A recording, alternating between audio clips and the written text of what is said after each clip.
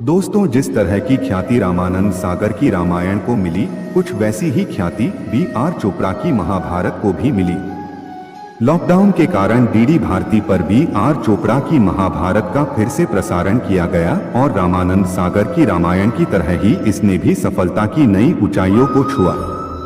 1988 में आई महाभारत को जब टीवी पर टेलीकास्ट किया जाता था तब गलियां तक सुनसान हो जाती थीं। ऐसे में हर कोई जानने को उत्सुक है कि महाभारत को कैसे शूट किया गया था, युद्ध के सीन और कलाकारों को कैसे चुना गया था। दोस्तों, वीडियो शुरू करने से पहले आप चैनल को सब्सक्राइब कर कमेंट में जय श्री कृष्ण अवश्य लिखें। दोस्तों, महाभारत को रवि चोपड़ा ने डायरेक्ट किया था, जबकि उनके पिता B.R. चोपड़ा इसके प्रोड्यूसर थे। 12 नवंबर 2014 को रवि चोपड़ा का निधन हो गया था। एक इंटरव्यू में रवि चोपड़ा की वाइफ रेणु चोपड़ा ने बताया था कि महाभारत में काफी बड़ी स्टार कास्ट थी। महाभारत और रामायण का क्रेज जैसा था वैसा ही आज भी देखने को मिलता है। लॉकडाउन के दिनों में रामायण और महाभारत लोगों के पसंदीदा कार्यक्रमों में से एक थी। अपने पसंदीदा कार्यक्रमों को देखने के लिए आज भी लोग टीवी की स्क्रीन के सामने चिपक कर बैठ जाते हैं। दूरदर्शन पर महाभारत के पुराने एपिसोड दिखाए जा रहे हैं, लेकिन इससे अलग लोग महाभारत और उसके निर्माण से जुड़ी कहानियां भी जानना चाहते हैं। जिस समय में महाभारत का निर्माण हुआ, उस दौर में इतने संसाधन नहीं थे जितने आज मिल जाते हैं। चोपड़ा परिवार ने मिलकर इस शो के निर्माण में जितना सहयोग दिया, उतनी ही मेहनत उन किरदारों ने भी की, जिससे शो सुपरहिट रहा। टीवी पर आज भी महाभारत को लेकर क्रेज बना रहता है। इसी वजह से ये शो टीआरपी लिस्ट में भी छाया रहता था। इसमें नीतीश भारद्वाज, पुनीत इस्सर, मुकेश खन्ना, रूपा गांगुली सहित कई कलाकारों ने प्रमुख भूमिकाएं निभाई हैं। गौरतलब है कि जब भारत सहित पूरी दुनिया में कोरोना वायरस अपना कहर बरपा रहा था, ऐसे में इस घातक महामारी के प्रसार को रोकने के लिए पूरे देश को 3 मई तक लॉकडाउन किया गया था। इसी दौरान दूरदर्शन पर रामायण, महाभारत, शक्तिमान और श्री कृष्णा सहित कई पुराने सीरियल्स की वापसी हुई थी। महाभारत में कर्ण का किरदार निभाने वाले एक्टर पंकज धीर ने एक अन्य इंटरव्यू में बताया था कि युद्ध वाले सीन शूट करना उनके लिए सबसे मुश्किल भरा था। पंकज धीर ने बताया था कि राजस्थान के जयपुर से करीब 40 किलोमीटर दूर युद्ध वाले सीन शूट किए गए थे और वहां न तो कलाकारों के लिए वैनिटी वैन थी और न ही मेकअप रूम। पंकज धीर ने आगे बताया कि सभी कलाकार लोकेशन पर बने तंबुओं में ही रहते थे और वहां 40 लोगों के लिए सिर्फ एक ही टॉयलेट था। महाभारत के कॉस्ट्यूम मेटल के बने होते थे और वे इतने तप जाते थे कि भीषण गर्मी में उन्हें पहने रहने में बहुत ही दिक्कतें होती थीं। युद्ध वाले सीन राजस्थान के जयपुर के पास फिल्माए गए थे। युद्ध वाले सीन में आगे वाली लाइन को छोड़कर बाकी लोगों की कास्टिंग की कभी जरूरत ही नहीं पड़ी, क्योंकि स्थानीय लोग खुद ही फ्री में काम करने के लिए तैयार हो जाते थे और इस तरह उन्हें ही सैनिकों के कपड़े पहनाकर शूटिंग की जाती थी।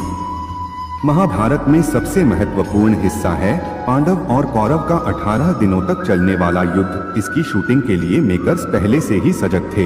वे इसमें कोई कमी नहीं रहने देना चाहते थे, इसलिए युद्ध की शूटिंग के लिए मैदान का चुनाव करना सबसे बड़ी समस्या बन गई थी। बता दें कि महाभारत का युद्ध हरियाणा के कुरुक्षेत्र में लड़ा गया था।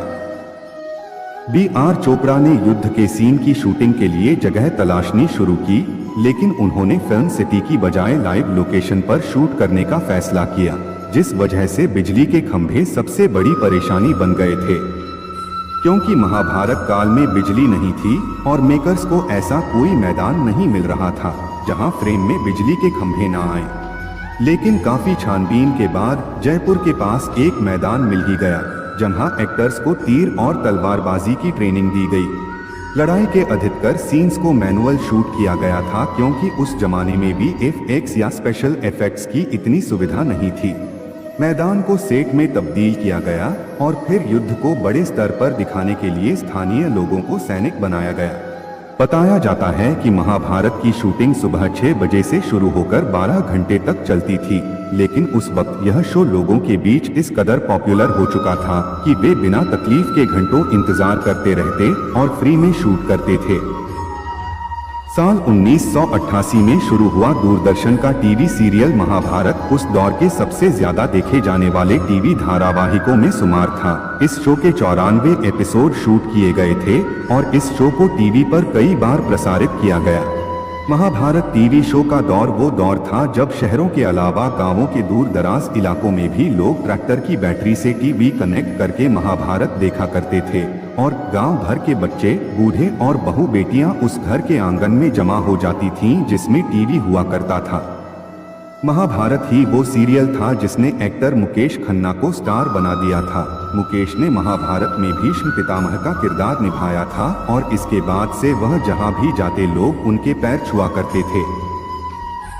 बॉलीवुड एक्ट्रेस रूपा गांगुली ने बंगाली और साउथ से लेकर बॉलीवुड फिल्मों में कई किरदार निभाए, मगर उन्हें असली पहचान द्रौपदी के किरदार से मिली। B.R. चोपड़ा की महाभारत में द्रौपदी का किरदार निभाकर रूपा गांगुली रातों रात स्टार बन गई थी। हालांकि द्रौपदी का किरदार निभाना उनके लिए आसान नहीं था।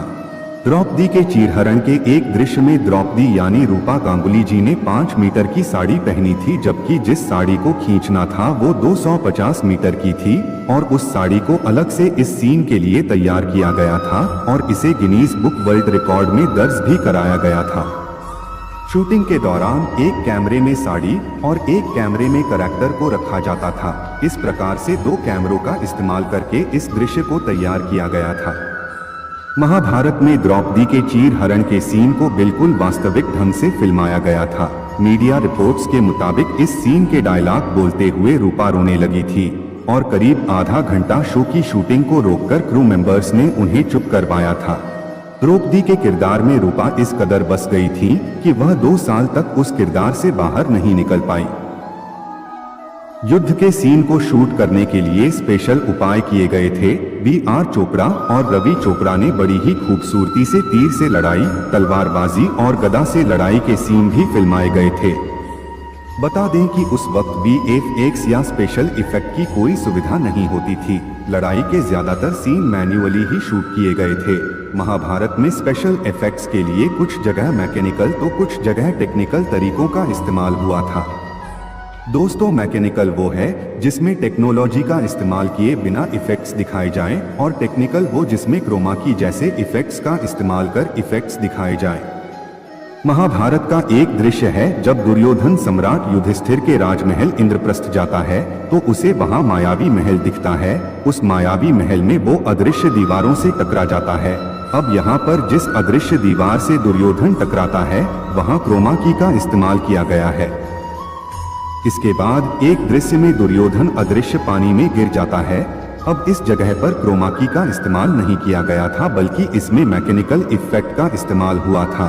वास्तव में इस जगह पर पानी था, लेकिन उस पर कारपेट दिखाने के लिए थर्माकोल के पाउडर और लकड़ी के पार्टीशन का इस्तेमाल हुआ था। यहाँ एक पुल बनाया गया था जिसको तैयार करने में 2 दिन लगे थे और इस शूटिंग में 4 कैमरों के साथ एक ही शॉट लिया गया था, क्योंकि रिटेक लेने में सब दोबारा से तैयार करना पड़ता, जिसमें बहुत समय लगता। दोस्तों, महाभारत युद्ध के पहले जब श्री कृष्ण ने विराट रूप दिखाया था उस दृश्य में क्रोमा की का इस्तेमाल किया गया था, क्योंकि इस दृश्य में श्री कृष्ण को अर्जुन से कद में बड़ा दिखाना था। श्री कृष्ण के पीछे अलग अलग चेहरे दिखाने थे, साथ ही साथ एक मुख में प्राणियों का जाना, फिर दूसरे मुख से प्राणियों का वापस आना। प्रकाश, जल, अग्नि इफेक्ट में बहुत सावधानी से काम किया गया था। यहाँ भी 2 कैमरे का इस्तेमाल कर 2 दृश्यों को एक साथ जोड़ा गया था। एक दृश्य में रथ पर अकेले अर्जुन थे तो वही दूसरे दृश्य में श्री कृष्ण थे जिन्हें बड़ा करके दिखाया गया था। इसके बाद महाभारत युद्ध का एक दृश्य है जिसमें भीष्म पितामह को बाण लगते हैं और वो बाणों की सया पर लेट जाते हैं। अब इस दृश्य में मैकेनिकल इफेक्ट्स का इस्तेमाल किया गया था। तीर लगते समय भीष्म पितामह का किरदार निभाने वाले अभिनेता मुकेश खन्ना जी को आते हुए तीर को अपने हाथों से पकड़ना था। ये तीर पतले तार से खींचे जाते थे और तेजी से हाथ से पकड़ने होते थे। इसके बाद जब तीर शरीर के आर पार दिखाए गए हैं तब हाथों पैरों में कपड़े के अंदर लोहे की प्लेटों का इस्तेमाल किया गया था, जिसमें एक प्लेट में तीर का आधा हिस्सा और दूसरी प्लेट में तीर का आधा हिस्सा होता था। इसी तकनीक का इस्तेमाल बाणों की सया में भी किया गया था। शरीर के नीचे एक लोहे की प्लेट और लोहे की प्लेट पर तीर के आधे हिस्से और तीर के बाकी हिस्से ऊपर की तरफ होते थे, जिसे देखकर लगता है कि तीर आर पार हो गए हों। दोस्तों, इसी प्रकार से महाभारत में इफेक्ट्स का इस्तेमाल किया गया था और बहुत मेहनत के बाद ये दृश्य तैयार हुए थे और इसी मेहनत का नतीजा आपके सामने है। महाभारत तब भी सुपरहिट हुई थी और आज भी है। दोस्तों, अगर आपको हमारा यह वीडियो पसंद आया हो तो आप हमारे YouTube channel Akashvani the message को सब्सक्राइब कर ले और अगर आपका कोई सवाल हो तो हमें कमेंट करके बताएं। अब हम आपसे आज्ञा चाहते हैं। जय श्री कृष्ण।